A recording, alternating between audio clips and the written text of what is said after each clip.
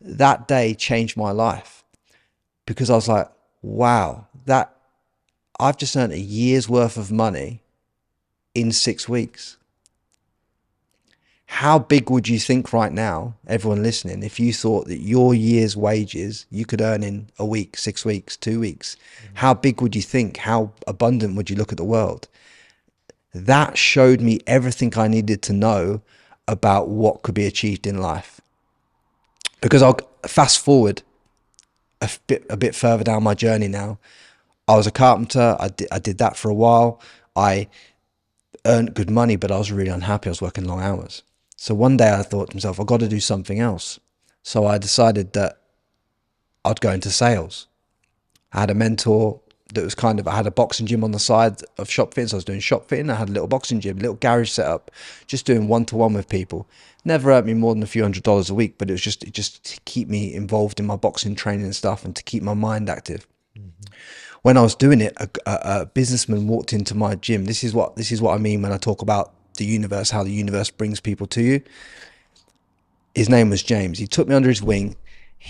After about 6 sessions working with him, he was severely overweight, and I helped him lose all this weight. Probably lost about 10 stone with me, right?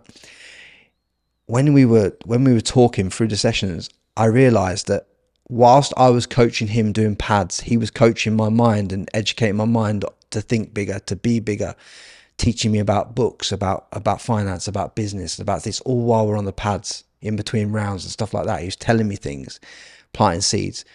Frankie, have you ever do you read books? He'd say to me, and I'd be like, no, I've never read a book. He says, maybe you should start. Here's a book, Think and Grow Rich. Here's a book, Rich Dad Poor Dad. Here's a book. You know what I mean? He gave you the good ones too. He started to give me these good books. I started to read them. These books were like firing me up. I realized after reading Rich Dad Poor Dad that I was trading my time for money. I realized after I read Think and Grow Rich that I wasn't thinking big enough, that I was thinking small. I said to him, if you were me, what would you do? I don't have enough money to start the business I want to start, this and the other. He said, the best skill you could learn is sales. Learn how to sell. It'll change your life, because it's uncapped. It's the only job in the world that has uncapped potential for you to earn revenue. You know, you start selling windows, you could start selling cars, and then you could sell houses, or you could sell premium software, you could sell anything. But once you know how to sell, you can sell yourself. You can sell, you know, when me and you are contacting guests and we're trying to book guests for podcasts, we are selling ourselves to the potential guest that we are a good podcast to come on. Yeah. Sales is everything. So I went and tried to apply for a few sales jobs and didn't get them. And then he offered me a sales job. He said, I'll take you on for a sales job. He took me on for this sales job. I was with him a week. He gave me these scripts and he told me how to do it. And he trained me, and I was just hopeless. And I got sacked. He sacked me after about a week to 14 days. He sacked me, right? So your own mentor was I'm going to hire you. So my own mentor hired me and fired me. But I resented him. I fully went into resentment. But here's where it gets better. He sacked me because I wanted to do it off talking normally to people and just having a relationship with people. He wanted me to sell off a script. He sacked me.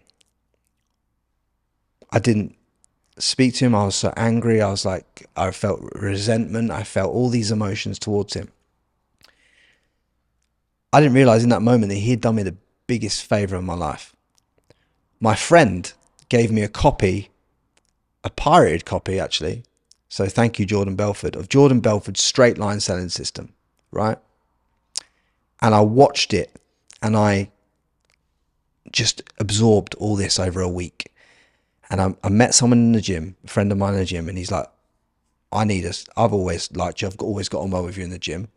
Why don't you come work for me? And I went and worked for my mate. Inside 30 days, 14 to 30 days, I was the top salesman of that company. Wow. The other guys collectively were selling 30, 40,000 of this reputation management a month. In the first month of doing reputation management, selling reputation management over the phone, it's like helping brands clean up their online presence and all that kind of stuff. I sold 150 grand, wow. Right? I just learned how to sell off this course by Jordan Belfort, literally, that was given to me by my mate. But my mentor taught me a big lesson, because he's like, the world will pay you what you're worth. And I was worth nothing to him because I couldn't sell what he was selling.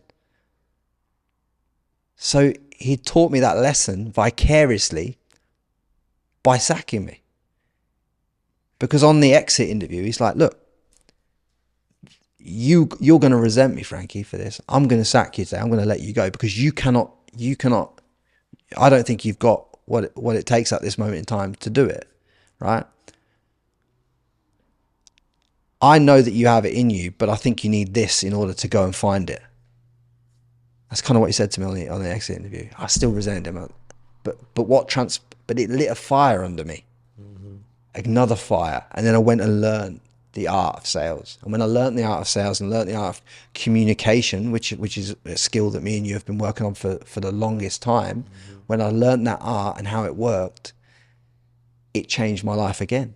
Because now I'm gone from earning what, 8 to 12 grand a month, to now being able to earn 30,000 a month, you know, more if I wanted to work more hours, if I got enough leads. If I got enough leads coming in, I can convert them.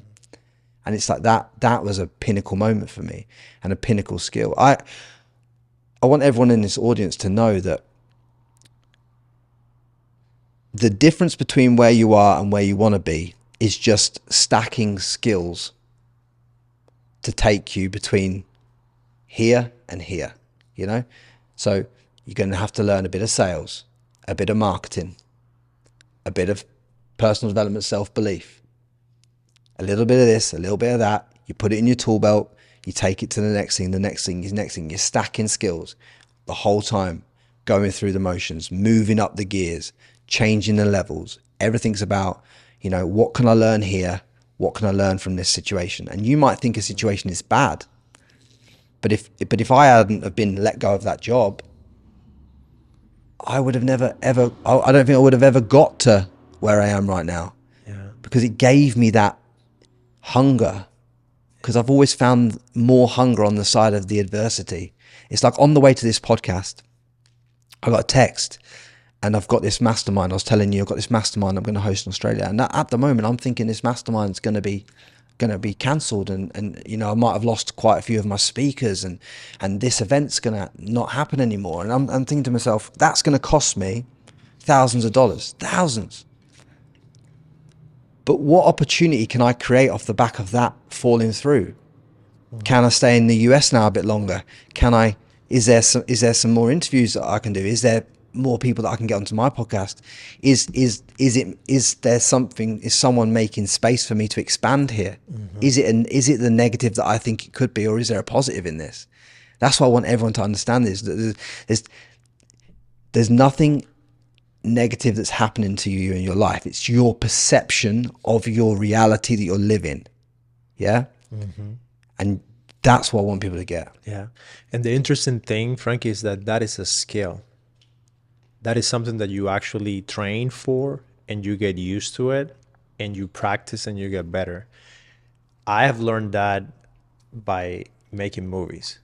So the worst thing you could do is, when you're on set and something goes wrong, if you go straight to like, oh, this is a failure, this is not going to work, that's it. You hit a wall, and then there's nothing. For us, like, it's guaranteed that something will go wrong. So it's something very interesting that I try to apply to my life, that I learned from making movies, is on set, everything will go wrong. But once you say, okay, we're on set and we're doing this, then you just have to go. So the script has to change, the actor has to come this way, and the camera comes over this way. You turn yourself into like a problem-solving machine just by accepting that things are going to go wrong. Well, it's simply this. I mean, look at your whole LA experience. You wanted to become a film director. You wanted to become the film guy, right? You had to put yourself in LA to become the film guy. There is no other place in the world you have to be if you want to become a top director, a top video guy, you have to be in LA. You have to be. If you want to be a top podcaster, you have to have the ability to be in Dubai, Texas, Austin in Texas, and also in LA. You have to have the ability to be in those locations. Otherwise, you're not going to be a top podcaster. The reason you couldn't get to the top is because all the top guests and all the top hosts and all the top insights are in these locations.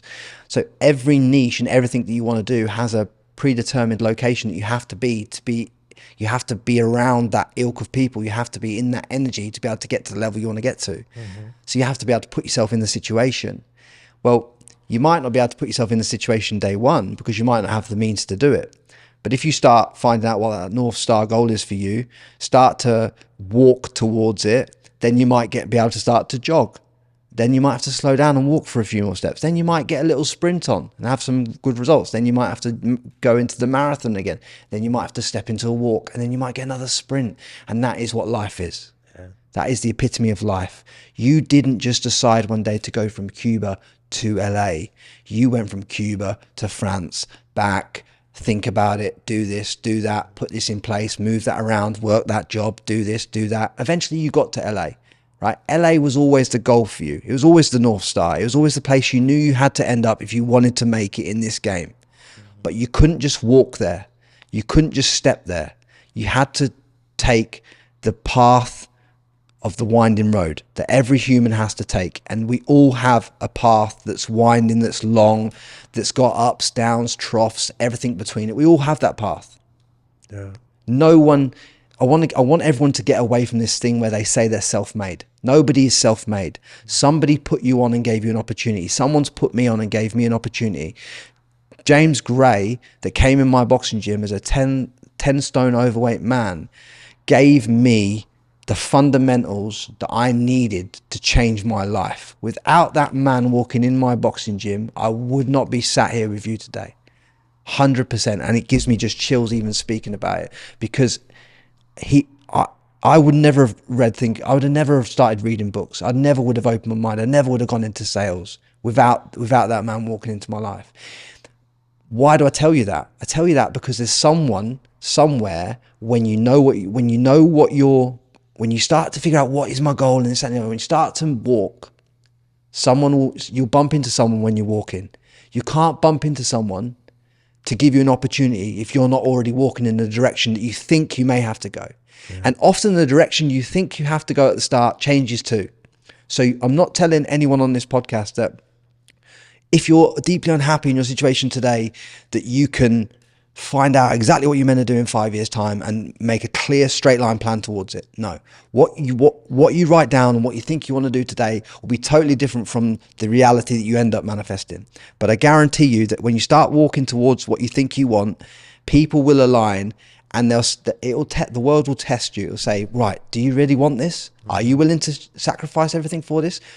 We'll give you a hand here. We'll take something away there. We'll give you a little boost here. We'll give you an opportunity here. This is a curveball.